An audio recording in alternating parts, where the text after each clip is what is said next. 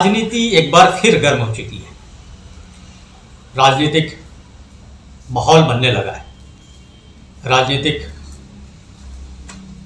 गलियारों में चुनाव को लेकर अलग अलग चर्चाएं शुरू हो चुकी है।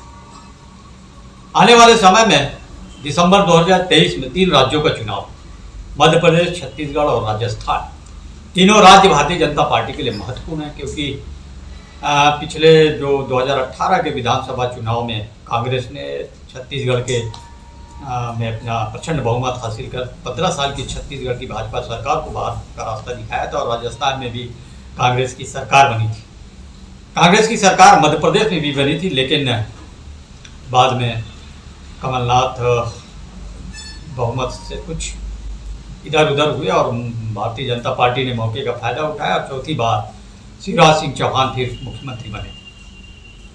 तो आज चर्चा छत्तीसगढ़ की राजनीति की, आज चर्चा छत्तीसगढ़ में बन रहे सियासी समीकरणों की, क्योंकि 7 अगस्त को प्रधानमंत्री नरेंद्र मोदी रायपुर आए और एक बड़ी जनसभा को संबोधित किया, और उसके बाद यहाँ की राजनीतिक फिजा बिगड़ने लगी। तो नमस्कार, मैं संतोष यादव भिलाई टाकीज से आपका स्वागत करता हूँ, और आपको भिलाई टाकीज के इस नए एपिसोड सियासत में आज देखेंगे छत्तीसगढ़ की राजनीति। तो कई मामले में छत्तीसगढ़ की राजनीति महत्वपूर्ण है। छत्तीसगढ़ की राजनीति इसलिए महत्वपूर्ण है कि भारतीय जनता पार्टी को इसका श्रेय जाता है, छत्तीसगढ़ राज्य निर्माण का श्रेय जाता है अटल बिहारी वाजपेयी जी, जो पूर्व प्रधानमंत्री स्वर्गीय अटल बिहारी वाजपेयी जी को राज्य निर्माण का श्रेय जाता है। और नतीजा ये है कि जब 2000 में छत्तीसगढ़ राज्य का निर्माण होना था, तो अटल बिहारी वाजपेयी जी को पता था कि छत्तीसगढ़ राज्य में कांग्रेस की बहुमत होगी और सरकार भी कांग्रेस की बनेगी, लेकिन उन्होंने छत्तीसगढ़ राज्य बनाया और कांग्रेस की सरकार बनी। अजीत जोगी छत्तीसगढ़ के प्रथम मुख्यमंत्री बने। लेकिन जब 2003 में दोबारा चुनाव हुआ, तो भारतीय जनता पार्टी को यहाँ जीत दर्ज मिली, भारतीय जनता पार्टी को बहुमत मिली और डॉक्टर रमन सिंह मुख्यमंत्री बनाए गए। डॉक्टर रमन सिंह 15 साल तक छत्तीसगढ़ के मुख्यमंत्री रहे। 2018 के चुनाव में, चुनाव के पहले अमित शाह यही भिलाई चरौदा आए थे और उन्होंने 65+ का नारा दिया था, लेकिन कांग्रेस अपने चुनावी घोषणा पत्र के माध्यम से प्रचंड बहुमत हासिल किया और कांग्रेस को छत्तीसगढ़ में एक तरफा बहुमत मिला और भारतीय जनता पार्टी महज 15 सीटों पर सिमट गई। और उसके बाद 4 साढ़े 4 साल तक कांग्रेस की सरकार ने कैसा काम किया छत्तीसगढ़ की जनता जानती है। मुख्यमंत्री भूपेश बघेल ने छत्तीसगढ़ सरकार की कमान संभाली। और अब चूंकि फिर से चुनाव दिसंबर 2003 में और चुनाव की तैयारी दोनों दलों ने शुरू कर चुकी है, बूथ स्तर पर कैंपेन शुरू कर चुका है दोनों दलों ने। तो बात कल नरेंद्र मोदी जी की। नरेंद्र मोदी जी छत्तीसगढ़ आए और यहाँ 7,600 करोड़ रुपए की सौगात दी। उनके आगमन के पहले सरकारी आयोजन हुआ, जिसमें राज्यपाल और केंद्रीय मंत्री नितिन गडकरी जी सहित 4 केंद्रीय मंत्री और मुख्यमंत्री भूपेश बघेल और छत्तीसगढ़ के उप मुख्यमंत्री TS सिंहदेव और ताम्रध्वज साहू रहे, तमाम नेता रहे। इसमें मुख्यमंत्री ने अपनी बात रखी, केंद्रीय मंत्री नितिन गडकरी ने अपनी बात रखी, बताया कि किस तरह छत्तीसगढ़ को सड़कों के माध्यम से विकसित किया जा रहा है, यहाँ का इंफ्रास्ट्रक्चर डेवलप किया जा रहा है, यहाँ के लोगों को रोजगार के अवसर किस तरह से उपलब्ध कराए जा रहे हैं। प्रधानमंत्री ने भी तमाम बातें कही। प्रधानमंत्री ने जन धन योजना से लेकर आयुष्मान कार्ड से लेकर तमाम बातें कही। उन्होंने रेल यातायात, सड़क यातायात, यहाँ की शिक्षा, यहाँ के स्वास्थ्य, यहाँ के रोजगार, यहाँ के आदिवासी, इन तमाम बातें उन्होंने कही। यहाँ के विकास की बातें कही नरेंद्र मोदी जी ने। अब उनकी सभा जो रायपुर साइंस कॉलेज में सभा हुई, कहते उस सभा ने छत्तीसगढ़ की फिजा बदल दी, छत्तीसगढ़ की राजनीतिक फिजा बदल दी। कल तक कहा यह जा रहा था कि छत्तीसगढ़ में कांग्रेस रिपीट होगी, इसको तय माना जा रहा था। कांग्रेसी तो आज भी 75+ का नारा देते हैं, लेकिन ये धरातल पर ये सच दिखता नहीं, क्योंकि काफ़ी कुछ बदलने वाला है, काफ़ी कुछ चल रहा है, काफ़ी कुछ ज़मीन पर चल रहा है, काफ़ी कुछ गांव में चल रहा है, काफ़ी कुछ शहरों में चल रहा है। शहरों में हिंदुत्व चल रहा है, गांव में किसान चल रहे हैं, और तमाम समीकरण, बहुत कुछ बदलने वाला है। अब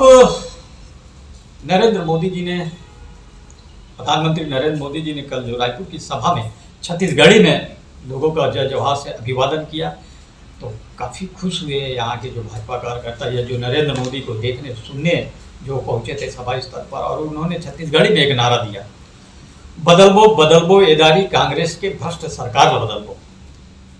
और ये नारा तो चल पड़ा, लोगों की जुबान पर आ गया। आज सुबह से जब मैं इसको समझ रहा था, देख रहा था, लोग इसकी चर्चा कर रहे थे, तो ये फर्क पड़ता है। नरेंद्र मोदी जी उस स्तर के नेता है कि अगर वो कोई बात कह दें, कहीं चले जाएं, किसी सभा को आयोजन में कोई बात कह दें, तो उसका एक व्यापक असर पड़ता है, लोगों के मन मस्तिष्क में व्यापक असर पड़ता है और उसकी चर्चा शुरू हो जाती है। तो ये था नरेंद्र मोदी जी की सभा का आकलन। लेकिन आप इसके पीछे की जो कहानी मैं आपको बताऊंगा, निश्चित रूप से लगेगा कि कांग्रेस जो 75 प्लस का नारा दे रही है, वो कांग्रेस के लिए इतना आसान नहीं है। कांग्रेस के लिए सरकार रिपीट करना बहुत मेहनत का काम होगा। सरकार वापस आएगी कांग्रेस का, ये कह पाना अभी जल्दबाजी होगी, क्योंकि अभी आकलन मैं समझता हूँ कि 50-50 का है। 50-50 का इसलिए कि जो सर्वे चल रहे हैं, कांग्रेस का जो सर्वे चल रहा है और भारतीय जनता पार्टी का जो सर्वे चल रहा है, जो LIB का सर्वे चल रहा है, जो RSS का सर्वे चल रहा है, और सबसे बड़ी बात अमित शाह का जो सर्वे है, केंद्रीय मंत्री जिनको भारतीय जनता पार्टी का चाणक्य कहा जाता है, जिनको भारतीय जनता पार्टी का रणनीतिकार कहा जाता है, उनका जो सर्वे है, उनकी जो 150 लोगों की टीम छत्तीसगढ़ में लगी हुई है, उनके जो गुप्तचर लगे हुए हैं, उनके प्रत्येक विधानसभा में जो उनके द्वारा रिपोर्ट मंगाई गई है, प्रत्येक विधानसभा का जो उनके द्वारा विश्लेषण किया जा रहा है, उसके मुताबिक 35 सीटों पर, छत्तीसगढ़ के 90 में से 35 सीटों पे भारतीय जनता पार्टी को एकतरफा जीत मिल रही है। यानी भारतीय जनता पार्टी के कैंडिडेट यहाँ से आसानी से जीत हासिल करेंगे।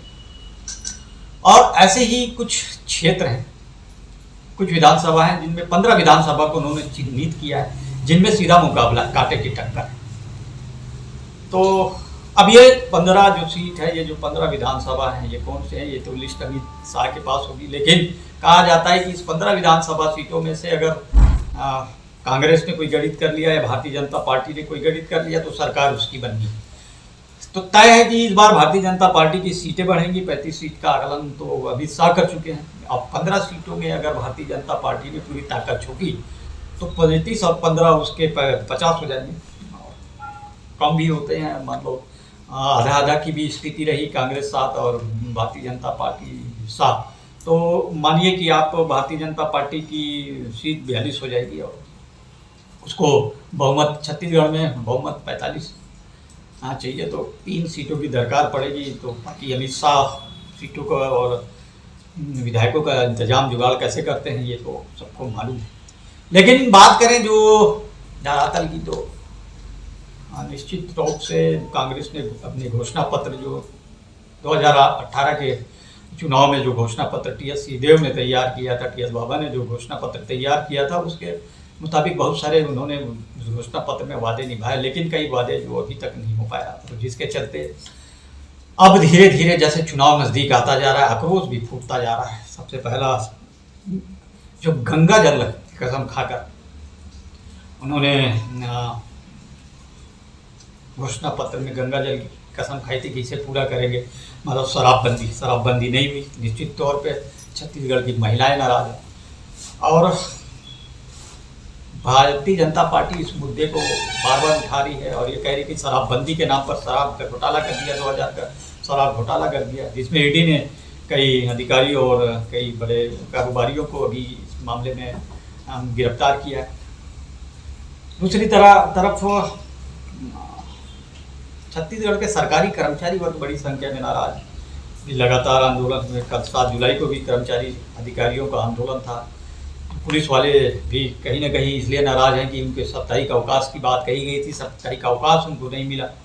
और ये तमाम बातें हैं जो कहीं ना कहीं छत्तीसगढ़ में कांग्रेस को नुकसान पहुंचाएगी। कांग्रेस जो दावा कर रही कि सरगुजा और बस्तर में जो पिछली तरह उनको क्लीन स्वीप मिली थी, एक तरफा जीत मिली थी, वो स्थिति इस बार भी बनेगी, लेकिन ऐसा कुछ लगता नहीं है कि सरगुजा और बस्तर में कांग्रेस को इस बार भी पिछले चुनाव की सफलता कांग्रेस दोहरा पाएगी, क्योंकि सरगुजा में 50-50 की स्थिति का जो आकलन आ रहा है, एक सर्वे आ रहा है, सरगुजा में इस बार कांग्रेस एक तरफा लड़ाई में नहीं रहेगी। भारतीय जनता पार्टी को उम्मीद है कि आधे आधे सीट पर वहाँ गणित होगा। इसी तरह बस्तर में भी यही हाल, बस्तर के 12 सीटों पर भी एक तरफा क्लीन स्वीप अगर कांग्रेस को मिलने वाली बात कही जा रही तो ये बहुत ज़्यादा वो नहीं है। कुल मिलाकर यह है कि छत्तीसगढ़ के जो मैदानी इलाके हैं वहाँ भारतीय जनता पार्टी को इस बार काफ़ी अच्छा रिस्पांस मिल रहा है। भारतीय जनता पार्टी का काफ़ी अच्छा प्रदर्शन रहने वाला है। गांव में कहा जा रहा है कि कांग्रेस बहुत मजबूत है। भूपेश बघेल की जो नरवा गरवा गुरवा बारी का जो महत्वाकांक्षी योजना थी उसका बहुत अच्छा असर पड़ा है। किसानों का जो समर्थन मूल्य में धान खरीदी, बोनस, जो किसानों की ऋण माफ़ी है उस पर किसान काफ़ी खुश हैं। जो गोधन न्याय योजना है, राजू गोधन न्याय योजना, उस पर किसान काफ़ी खुश हैं।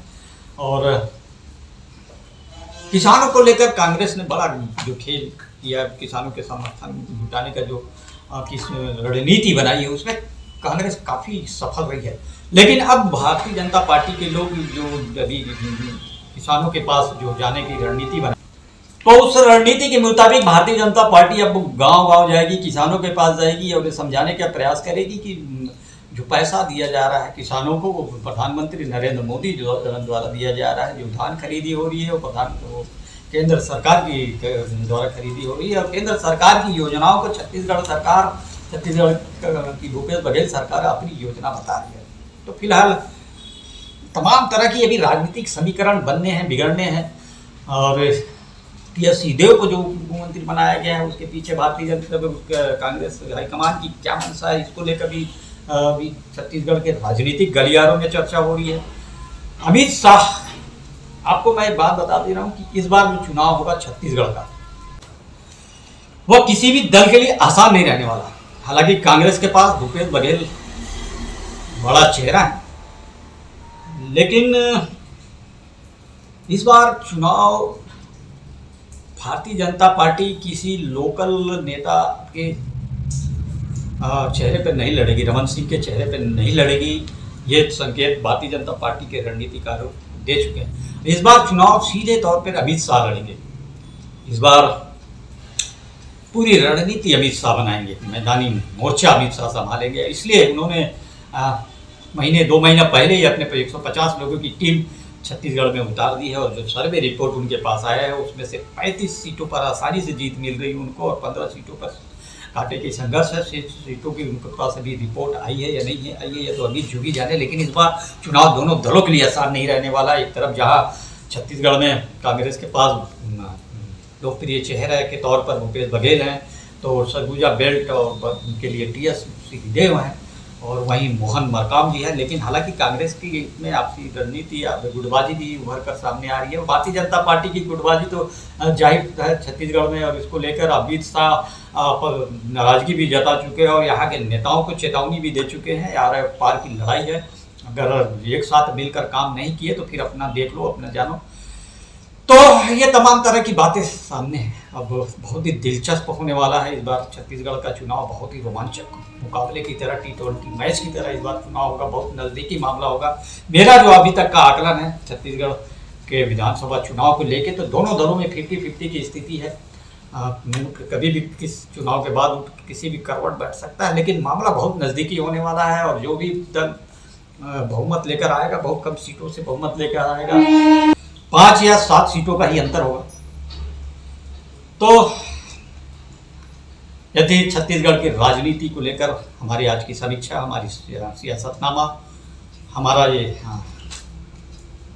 आकलन आपको कैसा लगा, हमारी ये राजनीतिक समीक्षा आपको कैसी लगी, कमेंट्स बॉक्स में ज़रूर बताइए। और यदि आपके पास छत्तीसगढ़ की राजनीति को लेकर कोई समीक्षा है, कोई जानकारी है, कोई सर्वे ऐसा रिपोर्ट है, तो हमें हमारे साथ शेयर जरूर करें। हम हर दिन हर रोज़ आपको छत्तीसगढ़ की राजनीति के बारे में ऐसी जानकारी आपको देते रहेंगे। तो हमारी स्टोरी आपको कैसी लगी कमेंट्स बॉक्स में ज़रूर बताइए और हमारे चैनल को लाइक शेयर और सब्सक्राइब जरूर कीजिए। तब तक के लिए नमस्कार।